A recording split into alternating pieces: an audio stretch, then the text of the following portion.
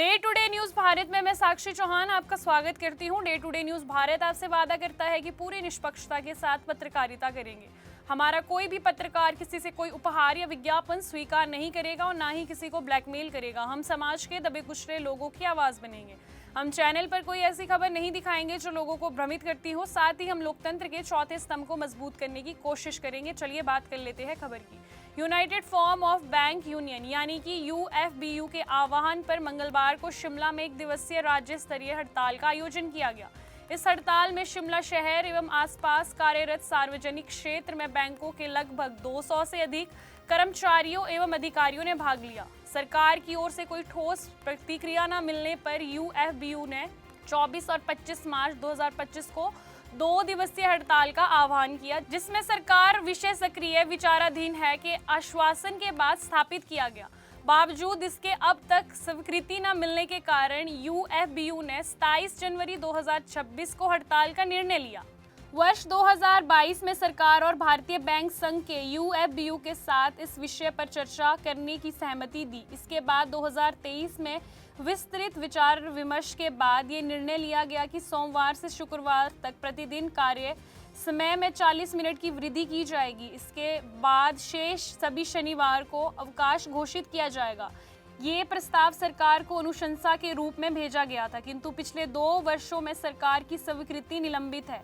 UFBU Himachal Pradesh के संयोजक श्री नरेंद्र शर्मा ने कहा कि बैंकों में 5 दिवसीय कार्य साप्ताहिक लागू होने की मांग लंबे समय से निलंबित है। ये प्रस्ताव भारतीय बैंक संघ आईबीए द्वारा सरकार की स्वीकृति हेतु भेजा जा चुका है, किंतु सरकार के असंवेदनशील रवैये के कारण बैंक कर्मचारियों को हड़ताल पर जाने के लिए मजबूर होना पड़ा। उन्होंने ये भी स्पष्ट कहा कि बैंक में पहले से ही दूसरा और चौथा शनिवार अवकाश के रूप में होता है। Digital banking, ATM, mobile app जैसी सुविधा की उपलब्धि के कारण सभी शनिवार अवकाश घोषित किए जाने से ग्राहकों को कोई विशेष असुविधा नहीं हुई। सार्वजनिक क्षेत्रों में बैंक देश के दूर दराज क्षेत्रों में सरकार के विभिन्न जन कल्याणकारी योजना का सफल क्रियान्वित कर रहे हैं। बैंक अधिकारी एवं कर्मचारी इस बात से अत्यंत आहत है कि केवल उनके साथ भेदभाव क्यों किया जा रहा है।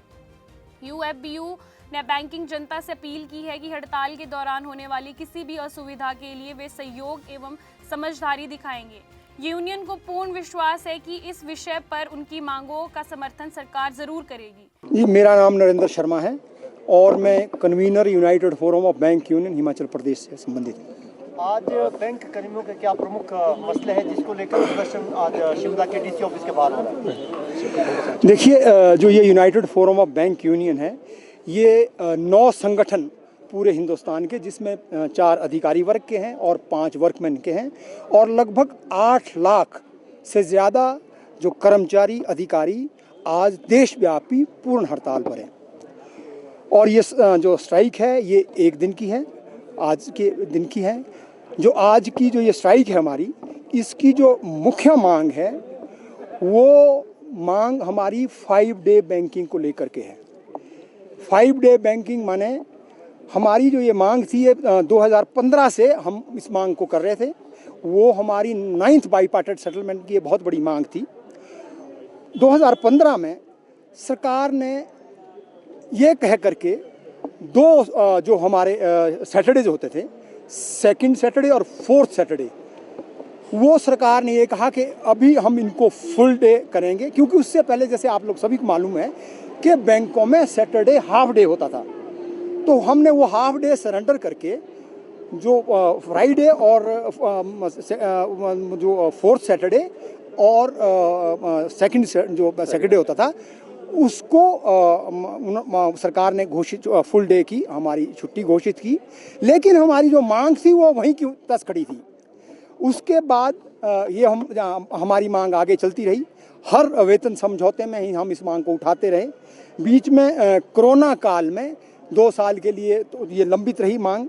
उसके बाद जब हमारा ये 12th बाईपार्टेड सेटलमेंट की जब डिस्कशंस हुई, उसमें भी हमारी ये प्रमुख मांग थी। और बाईपार्टेड में 2023 में भी ये सहमति बनी, क्योंकि सरकार की तरफ से इंडियन बैंक्स एसोसिएशन जो प्रतिनिधित्व करती है सभी बैंकों की, मैनेजमेंट उसमें होती है और वो सरकार के इशारे पे नेगोशिएट हमसे करती है, क्योंकि बाईपार्टेट जैसा आप लोगों को पता है कि सारी हमारी सेवा शर्तें बाईपार्टेट के थ्रू ही जो है हम लोग तय होती है और वो 5 साल में एक बार वो समझौता होता है।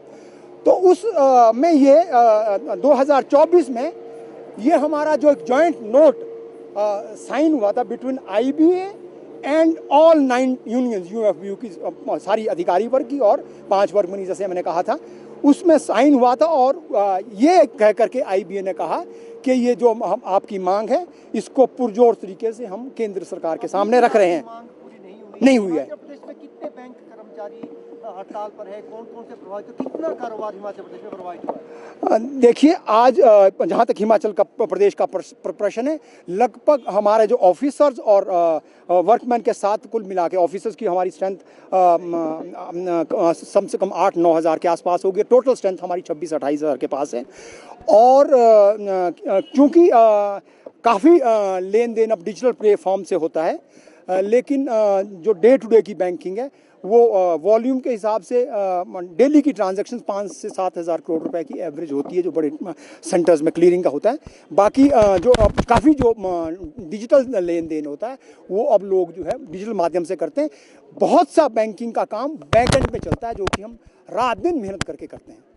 शिमला से हमारे संवाददाता अनीश चौहान की रिपोर्ट। अभी के लिए फिलहाल इतना ही। देश दुनिया की तमाम खबरें जानने के लिए day to day news Bharat को देखते रहे। साथ ही हमारे चैनल को लाइक, शेयर और सब्सक्राइब करना ना भूलें। नमस्कार।